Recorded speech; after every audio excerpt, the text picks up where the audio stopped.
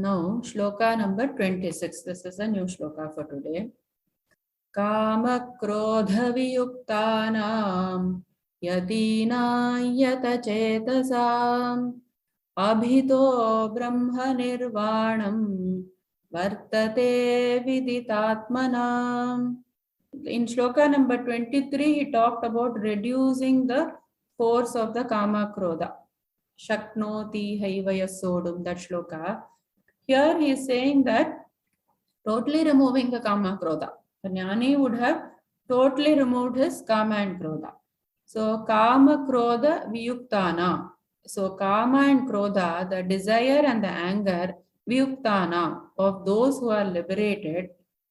Yatinam. So yatinam is the people who are putting their efforts. Suddenly this kama and krodha will not disappear. If we are always been in like and dislike whole life, then tomorrow wake up, then kama and krodha, please go away, it will not go. So the person is constantly like putting his mind to it, he is applying himself, he is making the effort, he is putting the time for it, and he is being conscious of it. That is yatina. And then yatachetasam. And then that means they have subdued their mind. After that, he has subdued his mind. And abhitaha brahma nirvana. So this person, what happens is he is getting the bliss of the Brahman, or he is liberated from this material existence. Vartate viditatmana. So these are the self-realized people. For him, the explanation is given like this. Those who are free from desire and anger, who have controlled their thought, and who have known the self, Brahman's bliss exists everywhere. So he doesn't have to run to a particular place to experience happiness. He doesn't have to eat a particular kind of food to experience happiness. He doesn't have to have a particular object to experience happiness. Without everything, the happiness is there for him. How? Because he went through the step-by-step process and then he got the realization.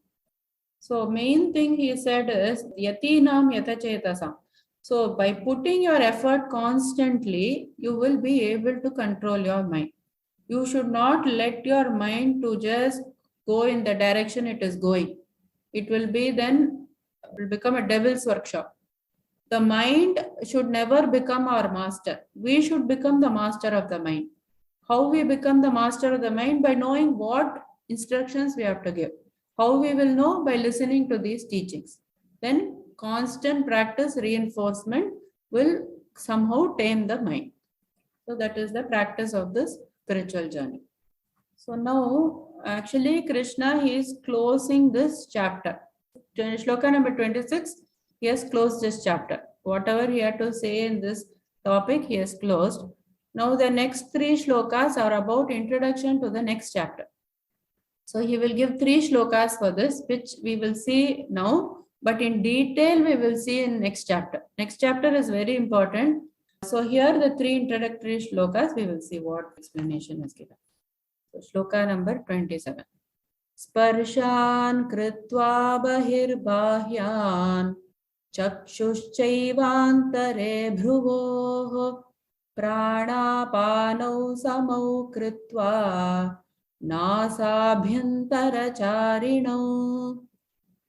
So here what he does is, we said, right, the mind should not be led astray, then it will take you and it will become the master, like that we said. To give a kind of a context to that, what he is going to talk in the next chapter, he is introducing this shloka like an appetizer. So he is talking about 3 things here in this shloka. We will see first the 3 things and then we will see the meanings. Sparshan kritva. Sparshan kritva means, so what happens is, always our senses are outside. You are always keeping the contact with the outside world. So that you have to shut out. You have to shut out all the external enjoyments. That is the first step. So sparshan kritva bahihi bahyan. So sparshan kritva bahihi bahyan, keeping all the, or shutting down all the senses or the contact with the other objects of outside. That is the first step. Keep the outside things outside. like we say, right, whatever happens in the office will be in the office, at home we have to be at home, like that. So whatever outside is separate story, don't bring to this, he's saying. So that first shut off.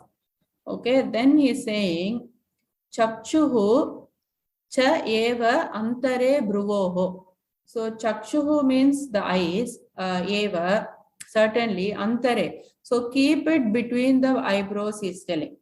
So what he is trying to say is the sense organs should not be engaged. Like basically shut your eyes and like close your eyes very tight, or don't leave it open. When you open your eyes, you will see everything and your mind will definitely be diverted. The sense organs should not be engaged. That's the second point. And then he says, pranapano samo kritva. So the outgoing and the incoming breath should be made equal. And nasabhyantara charino, taking the breath through the nostrils, like that he says. So the main 3 points here are sparshan kritva bahir bahyan. So first just keep the outside things outside. That is the first point. And then chakchuhu antare bhruvoho. That is, keep your gaze between the two eyebrows with your eyes lightly shut, like that. So the sense organs should not be engaged. And then pranapano samo kritva. So regulate the outgoing and the incoming breath coming within the nostrils. So the general translation is shutting out all the thoughts of external enjoyment with the gaze fixed on the space between the eyebrows, equalizing the flow of the incoming and the outgoing breath in the nostrils. So shloka number 28, again continuation of the same topic. Yatendriyamano buddhihi munirmokshaparayanaha vigatechhabhayakrodhaha yassada mukta eva saha. So here he talks about the attitude during the dhyana. But next chapter we are going to see all this. Don't have to go into much detail here. So here he says, Yata Indriya Manaha Buddhihi. That person, what he does is, he has control. What? His control is senses, his control is mind, and his control is buddhi.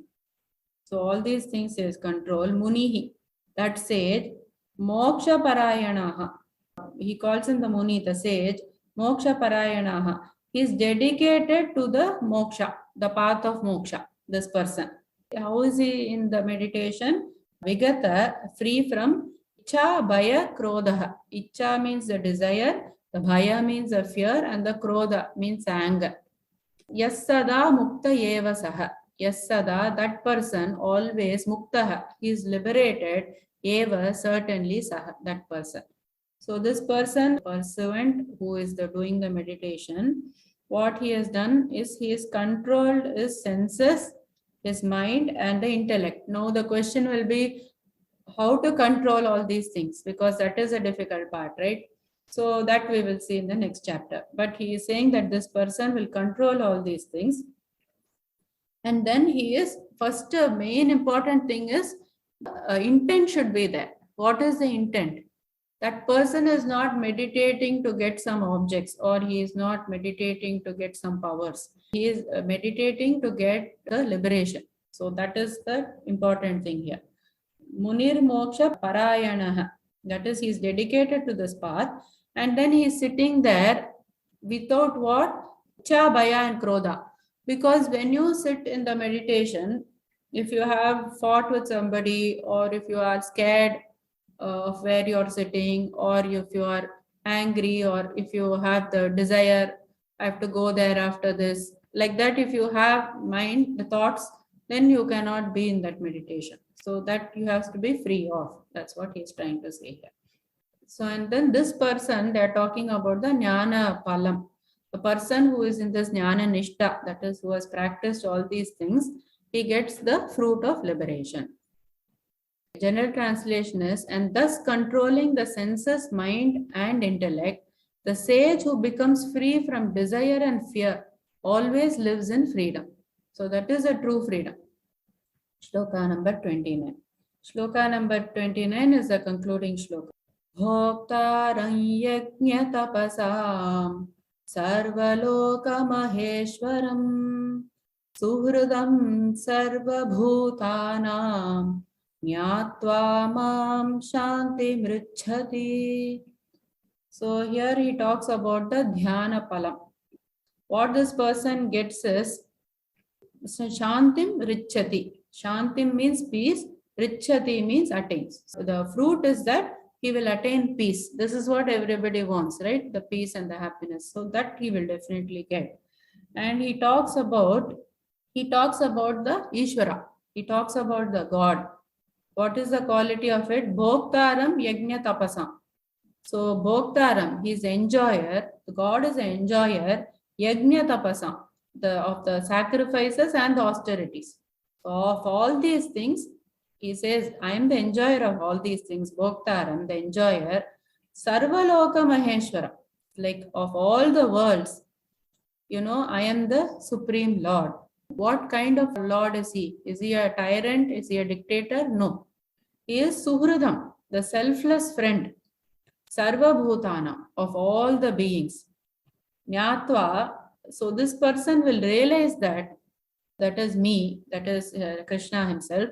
Shantim Richati. So if you know the Swarupa of the God, who is what? Who is the enjoyer of all the sacrifices and the austerities, and who is the Supreme Lord of all the worlds, who is the selfless friend of all the beings. If you know the truth about this God, then you will get the peace. General translation is, having realized me as the enjoyer of all sacrifices and austerities, the Supreme Lord of all the worlds, and the selfless friend of all the living beings, my devotee attains peace. So we will close this chapter. Om Tat Saditi Srimad Bhagavad Gitasu Upanishatsu Brahma Vidyayam Yoga Shastre Shri Krishna Arjuna Samvade Karma Sannyasa Yogo Nama Panchamodhyayah. Sarvam Krishnarpanam.